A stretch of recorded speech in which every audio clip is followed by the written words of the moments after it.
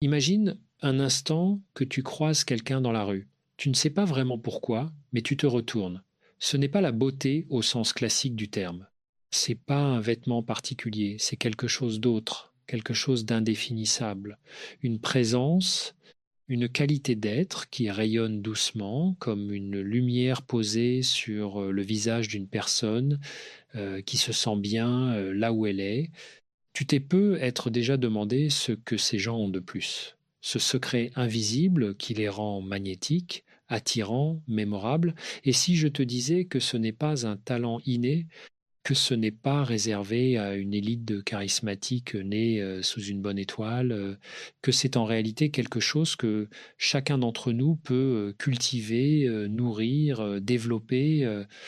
Aujourd'hui, je voudrais t'emmener explorer ce territoire fascinant. Ce territoire qui se trouve à la croisée de la psychologie, de la présence à soi et de la relation aux autres.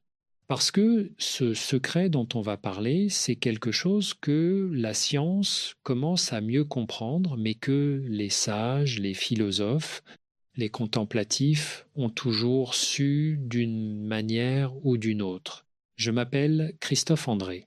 Je suis psychiatre, je pratique depuis de nombreuses années et j'ai eu la chance d'accompagner des milliers de personnes dans leur chemin intérieur. Et l'une des choses qui m'a le plus frappé au fil du temps, c'est que les gens les plus attachants, les plus rayonnants ne sont pas nécessairement les plus beaux, les plus riches, ni les plus brillants intellectuellement.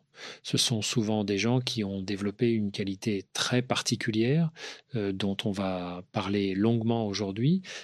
Mais avant d'entrer dans le vif du sujet, je voudrais que tu prennes un moment, juste un moment.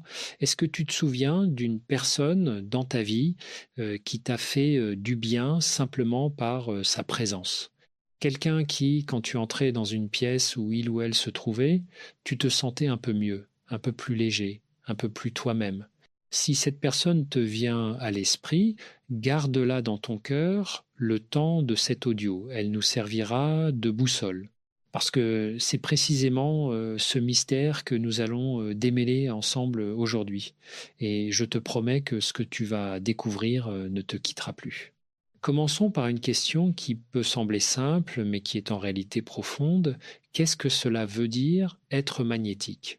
Dans notre culture, on confond souvent magnétisme et performance. On pense que les gens magnétiques sont ceux qui parlent fort, qui occupent l'espace, qui dominent les conversations. On pense que c'est une question d'éloquence, de confiance affichée, d'une certaine assurance qui impressionne. Mais observe attentivement les gens que tu trouves vraiment attachants. Est-ce qu'ils monopolisent la parole? Est-ce qu'ils cherchent à briller? Est-ce qu'ils te font sentir petit ou inférieur? Rarement. En fait, très souvent, c'est le contraire. Les gens vraiment magnétiques ont cette capacité étrange et précieuse de te faire sentir important, de te faire sentir vu, d'être là, vraiment là, avec toi. Et c'est là que se cache le premier élément du secret, la présence authentique.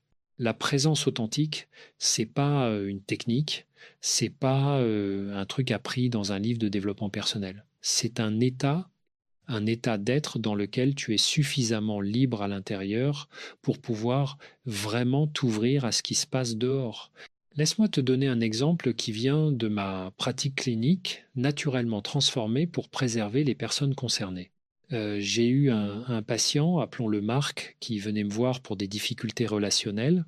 Il se plaignait que les gens ne l'écoutaient pas, qu'il passait inaperçu dans les groupes, que personne ne semblait vraiment s'intéresser à lui. Et quand je l'observais parler, je remarquais quelque chose de très précis. Il était constamment en train de préparer sa prochaine phrase pendant que l'autre parlait. Il hochait la tête mécaniquement. Son regard était là physiquement, mais son esprit était déjà ailleurs, en train de construire ce qu'il allait dire. Il n'était pas présent. Et les autres le sentaient, même sans pouvoir le nommer. Nous avons travaillé ensemble sur quelque chose d'essentiel, lui apprendre à lâcher cette urgence intérieure de toujours avoir quelque chose à dire, à accepter les silences, à écouter non pas pour répondre, mais pour comprendre, pour ressentir, pour être touché par ce que l'autre partage. Et quelque chose de remarquable s'est produit. En quelques mois, les gens autour de lui ont commencé à lui dire des choses comme Tu sais, j'aime vraiment parler avec toi. J'ai l'impression que tu m'écoutes vraiment. Et lui était parfois déconcerté parce qu'il avait l'impression de faire moins qu'avant. Il parlait moins, il cherchait moins à impressionner. Et pourtant, il était devenu plus attachant. C'est le paradoxe du magnétisme authentique. Il se construit souvent par soustraction plutôt que par addition. En enlevant les masques, les performances, les stratégies, en osant être simplement là. Mais pourquoi est-ce si difficile d'être simplement présent? Pourquoi notre esprit s'échappe-t-il si souvent? La réponse, les neurosciences nous l'ont confirmé ces dernières décennies, c'est que notre cerveau est structurellement conçu pour errer. Il y a ce qu'on appelle le réseau du mode par défaut, ce mode de fonctionnement que le cerveau adopte quand il n'est pas concentré sur une tâche précise.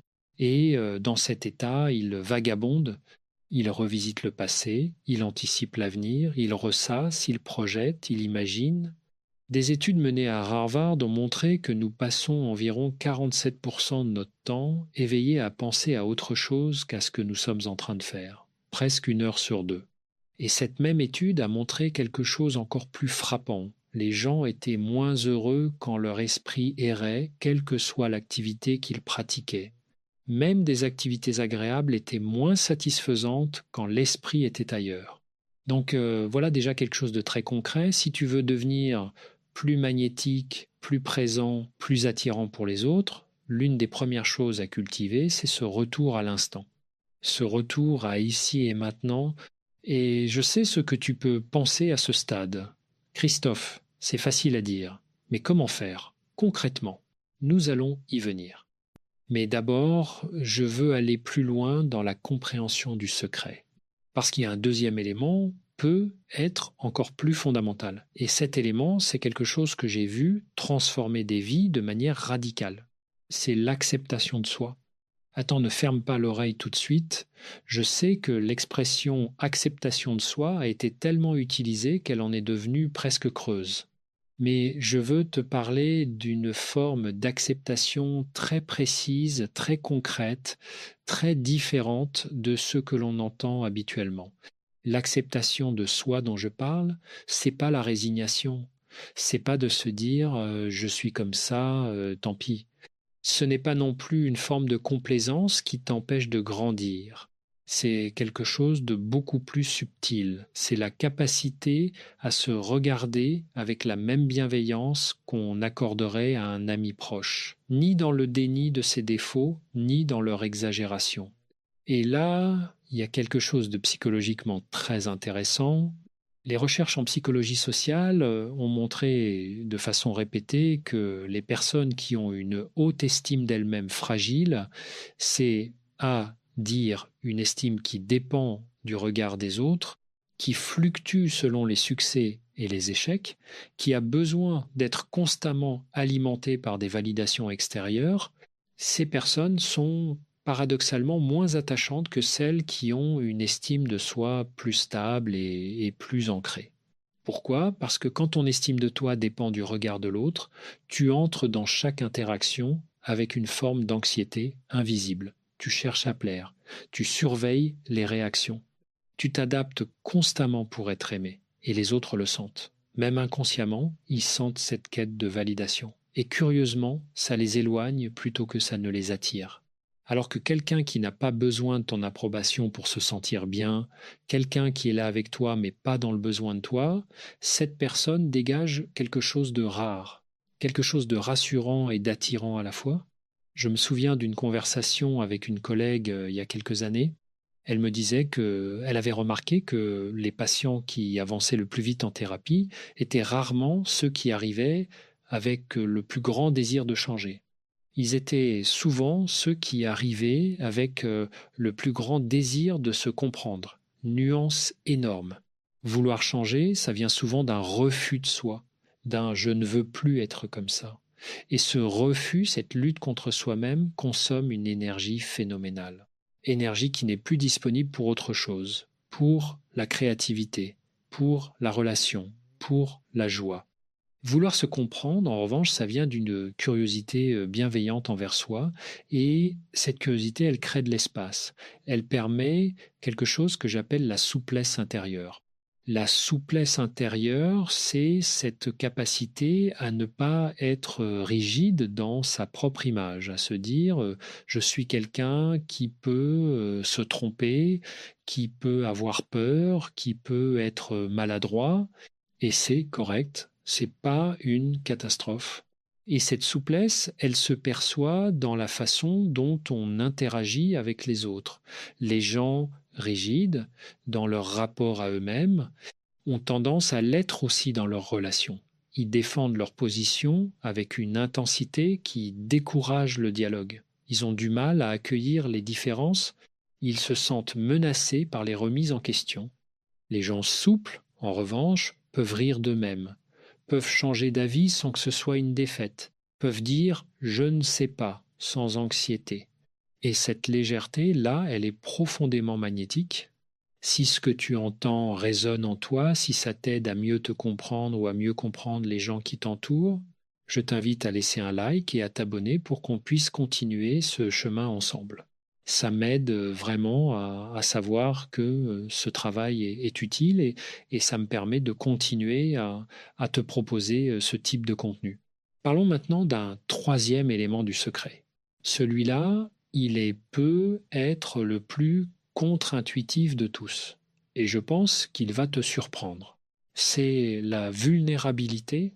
Je sais. Dans notre culture, la vulnérabilité est souvent perçue comme une faiblesse, comme quelque chose à cacher, à surmonter, à masquer derrière une façade de compétence et de maîtrise. Et pourtant, les études menées par Brené Brown et bien d'autres chercheurs montrent quelque chose d'absolument fascinant. La vulnérabilité est l'un des plus puissants catalyseurs de connexion humaine. Quand quelqu'un ose montrer une faille, une hésitation, une émotion vraie, quelque chose se passe dans notre cerveau. L'amygdale, ce centre émotionnel, se détend. Le cortisol, hormone du stress, baisse légèrement. Et l'ocytocine, hormone du lien, commence à être sécrétée. En termes simples, quand quelqu'un est vulnérable avec toi, ton cerveau te dit cette personne est de confiance et tu t'ouvres à elle. C'est pour cela que les conférenciers les plus touchants ne sont pas toujours les plus brillants techniquement. Ce sont souvent ceux qui osent dire j'ai eu peur, j'ai échoué, je me suis trompé. Ce sont ceux qui permettent à l'auditeur de se dire moi aussi, je ne suis pas seul dans ça. La vulnérabilité crée de la résonance. Et la résonance est le moteur invisible du magnétisme. Mais attention, il y a une distinction très importante à faire ici. Il y a une différence entre la vulnérabilité authentique et ce que les psychologues appellent le débordement émotionnel. La vulnérabilité authentique, c'est quand tu partages quelque chose de vrai sur toi, dans un contexte approprié, de façon mesurée, avec une certaine distance et une certaine légèreté possible. C'est dire à un ami, tu sais, j'ai vraiment eu du mal ces derniers temps, avec la conscience que c'est quelque chose de passé ou de traversable. Le débordement émotionnel, c'est tout autre chose. C'est quand on inonde l'autre de ses difficultés, quand chaque conversation devient un déversoir, quand l'autre se retrouve à porter quelque chose qu'il n'a pas demandé à porter. Et là, paradoxalement, on obtient l'effet inverse. L'autre se retrouve épuisé. Il commence à éviter les interactions parce qu'elles coûtent trop cher émotionnellement. Donc la vulnérabilité magnétique, c'est une vulnérabilité dosée, choisie, offerte, avec une forme de dignité. C'est la capacité à dire je ne vais pas parfaitement bien sans que l'autre se sente responsable de te réparer. C'est laisser voir une partie de ton humanité sans te noyer dedans. Et ça, c'est un art qui se cultive, un art qui demande une certaine connaissance de soi. Voilà qui nous amène naturellement au cœur du sujet, parce que tout ce que je t'ai décrit jusqu'ici, la présence authentique, l'acceptation de soi, la vulnérabilité mesurée, tout cela repose sur quelque chose de fondamental, quelque chose que j'appellerais l'intelligence émotionnelle de soi. Non pas seulement l'intelligence émotionnelle au sens de je comprends les émotions des autres, qui est la définition la plus répandue, mais quelque chose de plus profond encore, la capacité à comprendre, à accueillir et à naviguer ses propres émotions. Parce que voilà ce que j'ai observé, les gens qui ont du mal dans leurs relations, qui se sentent mal compris, qui ont l'impression de ne jamais vraiment connecter avec les autres, ce ne sont pas toujours des gens qui manquent d'empathie. Ce sont souvent des gens qui ont du mal avec leurs propres émotions, qui les fuient, les surjouent, les nient ou les laissent tout envahir. Et quand on n'est pas à l'aise avec ses propres émotions, ça crée une sorte de bruit de fond intérieur, une agitation sous-jacente que les autres perçoivent même sans pouvoir la nommer.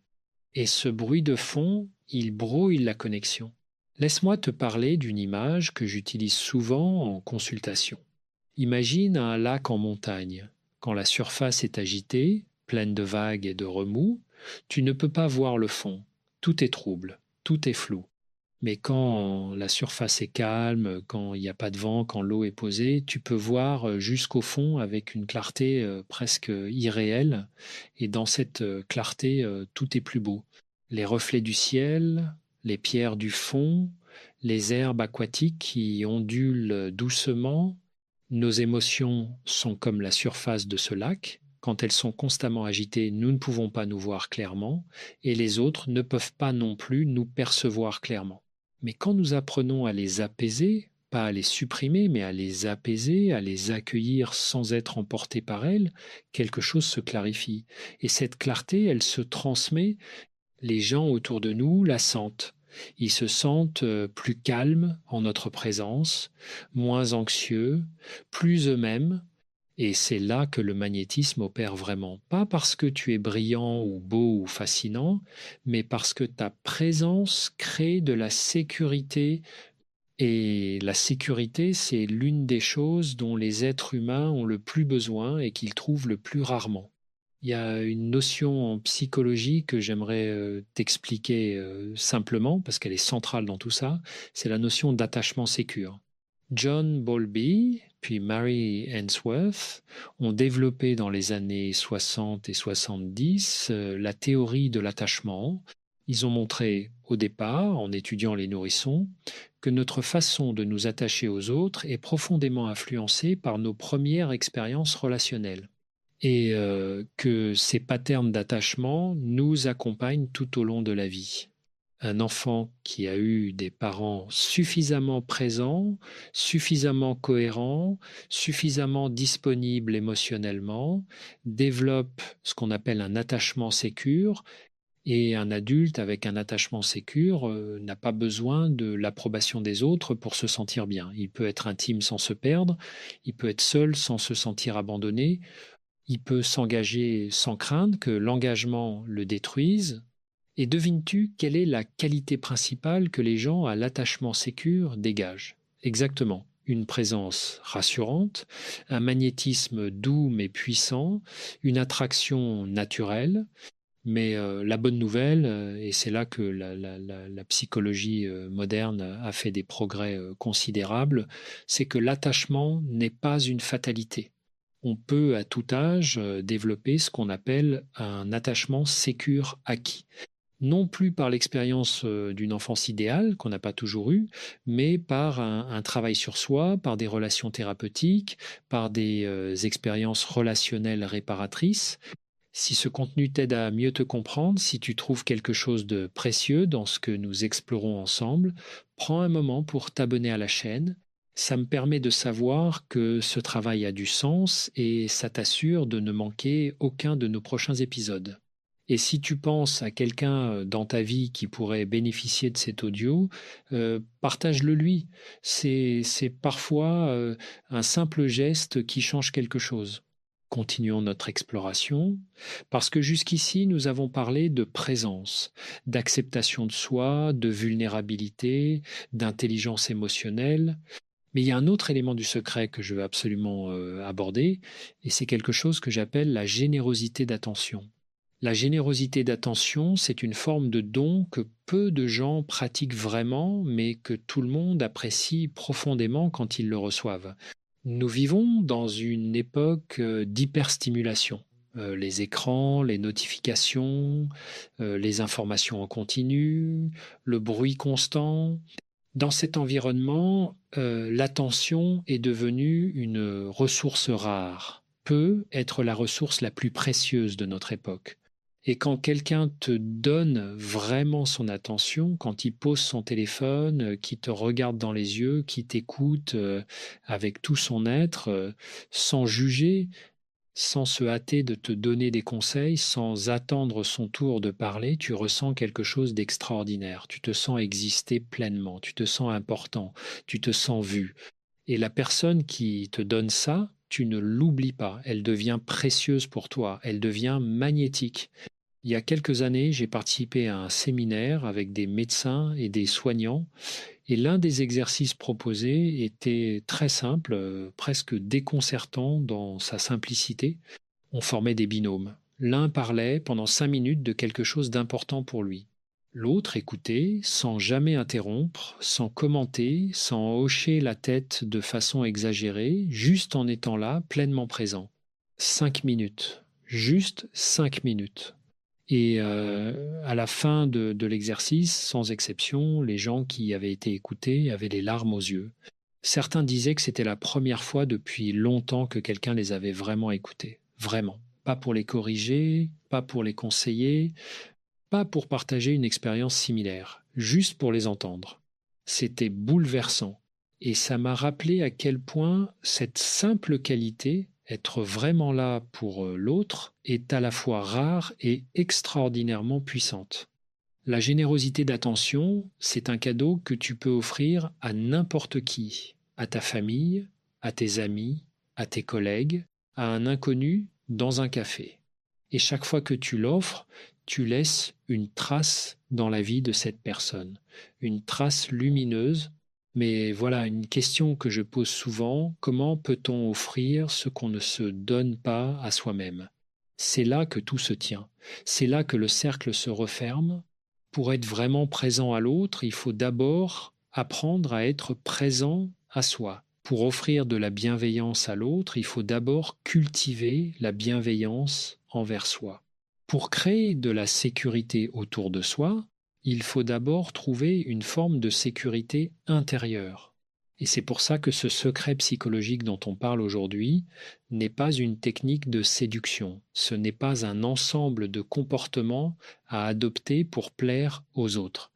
C'est un chemin vers soi, un chemin vers plus d'authenticité, plus de présence, plus de paix intérieure. Et c'est là que réside le vrai secret. Les gens magnétiques ne cherchent pas à être magnétiques, ils cherchent à être vrais. Et c'est précisément parce qu'ils ne cherchent pas à séduire qu'ils séduisent. Je veux te parler maintenant de quelque chose que j'appelle la régulation émotionnelle active, parce que tout ce que nous avons exploré jusqu'ici, la présence, l'acceptation, la vulnérabilité dosée, la générosité d'attention, tout cela demande une certaine capacité à ne pas être submergé par ses propres émotions.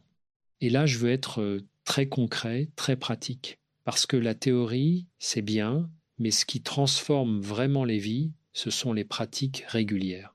La première pratique que je voudrais te suggérer, c'est ce que j'appelle le scan émotionnel quotidien. Chaque matin, avant de plonger dans ta journée, prends 3 minutes, juste 3 minutes. Et pose-toi cette question, comment est-ce que je me sens là, maintenant, dans mon corps? Pas est-ce que je vais bien ou pas bien comme une case à cocher, mais vraiment qu'est-ce qui se passe dans mon corps? Est-ce que ma poitrine est serrée? Est-ce que mes épaules sont tendues? Est-ce que j'ai un nœud dans l'estomac? Est-ce que je me sens léger? Est-ce que j'ai de l'énergie ou est-ce que je suis épuisé avant même de commencer? Le corps est un baromètre extraordinaire de notre état émotionnel. Et le simple fait de lui donner quelques minutes d'attention chaque matin crée progressivement une relation plus fine, plus nuancée avec soi-même. Et cette relation avec soi, je te le dis avec conviction, après des années de pratique clinique et personnelle, c'est la fondation de tout le reste. La deuxième pratique, c'est ce que j'appelle le moment de transition consciente. Chaque fois que tu passes d'un contexte à un autre, d'une réunion à une autre, du travail à la maison, d'une conversation téléphonique à une rencontre en personne, prends quelques secondes. Quelques secondes seulement. Respire, une ou deux respirations profondes, et demande-toi qui est-ce que je veux être dans ce prochain contexte? Comment est-ce que je veux être présent? C'est pas grand-chose. Mais cette micro-pause crée une discontinuité dans le flux automatique de la journée. Elle t'évite de traîner dans une nouvelle interaction, l'agitation ou la tension de la précédente. Elle te permet d'arriver plus propre, plus disponible, plus présent. Et les gens qui font ça régulièrement rapportent quelque chose d'intéressant. Ils se sentent moins épuisés en fin de journée parce qu'ils n'ont pas accumulé en eux les résidus émotionnels de chaque interaction. Si ce que j'explore ici te touche, si tu sens qu'il y a là des pistes concrètes pour ta vie, pour tes relations, pour ton rapport à toi-même, reste avec moi jusqu'à la fin de cet audio. Parce que je veux terminer avec quelque chose d'important, mais d'abord, prends le temps de t'abonner si ce n'est pas encore fait. C'est un geste simple qui me permet de continuer à créer ce type de contenu pour toi. Il y a un aspect du magnétisme dont on parle peu et que je veux aborder maintenant, c'est ce que j'appelle la cohérence intérieure. La cohérence intérieure, c'est cet alignement entre ce que tu penses, ce que tu ressens, ce que tu dis et ce que tu fais. Et quand cet alignement est présent, quelque chose de puissant se produit. Les gens autour de toi ne savent pas nécessairement nommer ce qu'ils perçoivent, mais ils sentent que tu es fiable, que tu es entier, que tu es vrai. Le contraire de la cohérence intérieure, c'est ce qu'on appelle en psychologie la dissonance cognitive. Et nous la produisons souvent sans même nous en rendre compte. Quand on dit oui, alors qu'on pense non. Quand on prétend aller bien, alors qu'on va mal. Quand on défend des valeurs qu'on ne pratique pas. Et cette dissonance, elle crée une fatigue profonde. Parce que maintenir une façade, maintenir un écart entre l'intérieur et l'extérieur, ça demande une énergie colossale, une énergie qui n'est plus disponible pour être vraiment là. Les gens les plus magnétiques que j'ai rencontrés dans ma vie, dans ma pratique clinique ou dans ma vie personnelle, étaient des gens remarquablement cohérents, pas parfaits, pas sans contradiction, mais fondamentalement honnêtes, avec eux-mêmes d'abord et avec les autres ensuite. Il y a une phrase du philosophe Marcus Aurèle qui m'accompagne depuis longtemps. Il écrivait dans ses pensées pour moi-même quelque chose comme la chose la plus précieuse que nous ayons, c'est le présent. Pas le passé qui est parti, pas le futur qui n'est pas encore là. Le présent, maintenant, cet instant.